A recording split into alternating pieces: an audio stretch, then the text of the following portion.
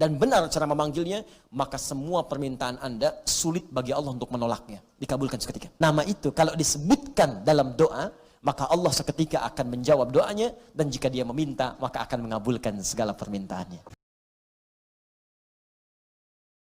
Nah sekarang, untuk menunjukkan itu semua, maka ada satu kaidah. Kalau kaidah ini benar, dan inilah dari kalimat Bismillahirrahmanirrahim akan muncul kemudian kalimat-kalimat lain sebagai tafsir dari kalimat ini, dan satu dengan yang lainnya akan saling menjelaskan. Indahnya nanti keterangan di Al-Fatihah dirinci di Al-Baqarah, terusannya ada di Ali Imran sampai dengan ke An-Nas. Indah luar biasa. Dari setiap kalimat ada yang akan saling menjelaskan, dan kunci dari semua ini terletak pada kalimat Allah. Dan ini bahasan terakhir kita, Allah. Makanya saya akhirkan.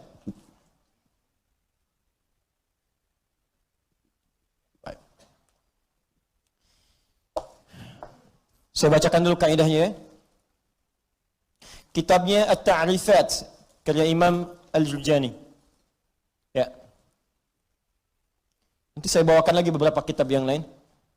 Ini kadang-kadang kitab itu saya hafalkan, cuma kadang-kadang ada sebagian kawan-kawan yang mungkin belum mendapati referensinya. Jadi menilai bahwa ini nggak ada nih, pendapat ini nggak ada, dari mana gitu kan? Nah, maka beberapa taklim mungkin saya akan bawa kitab-kitab itu supaya bisa untuk sharing di situ. Kalau ada yang kurang tepat silahkan diluruskan, tidak ada masalah. Saya sih enak saja. Kalau benar salah ya kita katakan itu keliru ya. Kalau misalnya salah sebut nama ya saya salah sebut nama kemarin, harusnya ini, yang benar ini bukan ini, ya selesai. Dan tidak harus mempertahankan kesalahan. Ya. Dan juga jangan cari-cari kesalahan, capek nanti. Ya, capek. Guru itu kalau mengajar pasti ada aja salahnya, pasti salah. Tapi yang paling salah adalah murid yang mencari-cari kesalahan guru. Jelas ya? Nah, bikin status dulu, catat dulu. Ya. Bismillahirrahmanirrahim. Al-Ismul A'zam. Al-Ismul A'zam. Nama yang paling agung, tinggi. A'zam itu isim tafdil dari kata azuma. Azuma, a'zam. Azuma besar. Sigat mubalaghahnya azim, sangat besar. A'zam paling besar, paling agung. Jadi kalau ada yang agung, ini yang paling agung. Kalau ada yang bisa mengangkat, ini yang paling tinggi angkatannya. Kalau ada yang bisa memuliakan, ini yang paling bisa memuliakan pada tingkat yang paling dahsyat. Anda dimuliakan oleh ibu Anda, teman Anda, tetangga Anda, keluarga Anda, masyarakat Anda, maka ada yang lebih dahsyat dalam memuliakan Anda. Inilah dia nanti yang akan kita lihat. Jelas ya? Nah, mari kita lihat Al-Ismul A'zam. Huwal ismul jami' li jami'il asma'. Huwal ismul jami' li jami'il asma'. Al-Ismul A'zam ini adalah nama yang mencakup seluruh nama-nama kemuliaan. Nama-nama kebaikan. Jadi kalau ada semua nama baik, puncaknya nama ini. Puncaknya nama yang ini. Ya. Apa nama yang dimaksudkan? Yuk kita lihat. Qila, dikatakan nama Al-Ismul A'zam itu tidak ada yang lain. Wallah, yaitu Allah. Allah. Allah. Ini. Nama Allah itu disebut dengan nama Al-Ismul A'zam. Ini sepakat orang Arab langsung nyebut A'zam.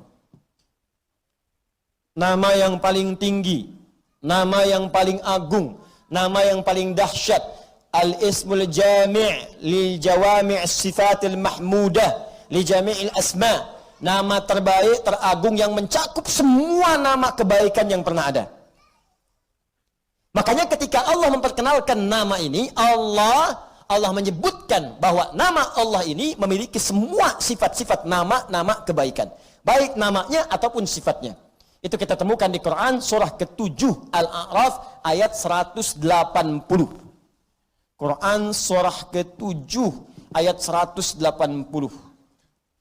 Di halaman 174, posisi paling kiri baris yang keempat, sebelah atas.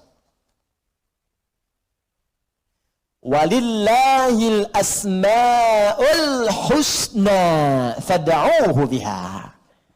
Walillahil asma'ul husna. Walillah, hanya milik Allah. Walillah, hanya milik Allah. Al-asma'ul husna, semua nama-nama yang baik-baik. Di semua nama-nama baik itu terkumpul semua punya Allah. Makanya ketika disebutkan nama Allah itu mencakup semua nama-nama yang baiknya.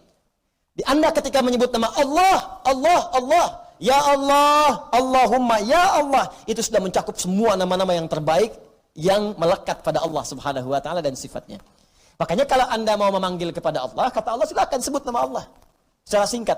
Di mana ditemukannya? Boleh Quran surah ke-17 misalnya, ayat ke-110. Ya, Quran surah ke-17 ayat 110. Ya.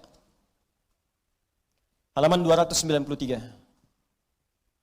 Posisi paling kanan di baris yang ke-6.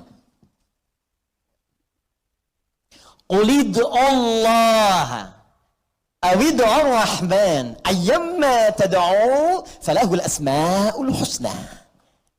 Qulid'u Allah, kalau Anda sedang punya masalah, sedang punya persoalan, sedang punya kebutuhan, qulid'u Allah, panggil Allah, sebut, minta. Qulid'u Allah, ya Allah, ya Allah, ya Allah, berdoa minta. Atau sebut Ar-Rahman, ya Allah ya Rahman, ya Allah ya Rahman. Atau kalau ingin spesifik, silahkan panggil nama-nama yang Allah miliki sesuai dengan kadar kebutuhan Anda. Semua namanya baik. Misal, Anda butuh rezeki, sebut namanya ya Razzaq. Anda sedang belajar, besok mau ujian, belajar supaya dipercepat ilmu, sebut namanya ya Alim. Anda sedang bekerja, ada yang usil, ada yang iseng, ada yang ingin mencelakai Anda, sebut namanya ya Jabbar, ya Malik. Sedang punya banyak masalah, sebut ya Sabar, Sabar, Sabar. Tapi kalau Anda ingin menyebut satu nama yang dengan itu semua masalah Anda tuntas, sebut Allah. Ya Allah, hamba bermunajat kepadamu. Ya Allah, hamba memohon kepadamu. Kalau Anda benar menyebutnya, benar memohonnya, maka demi Allah ada hadis yang langsung disampaikan oleh Nabi sallallahu alaihi wasallam. Langsung disebut oleh Nabi. Jika Anda memanggil Allah dengan namanya yang paling tinggi ini dan benar cara memanggilnya, maka semua permintaan Anda sulit bagi Allah untuk menolaknya, dikabulkan seketika. Saya bacakan kitabnya, ini halaman 31. Saya hafal ini. Ya, paling kiri di pertengahan. Kitabnya Al-Aqaidah Al-Islamiyah karya Syekh Sayyid Sabiq. Ini kitabnya. Ya. Bismillah. Ismullahil A'zam. Ya, ada yang bisa bahasa Arab mau bacakan? Baik, saya bacakan langsung ya. Ismullahil A'zam.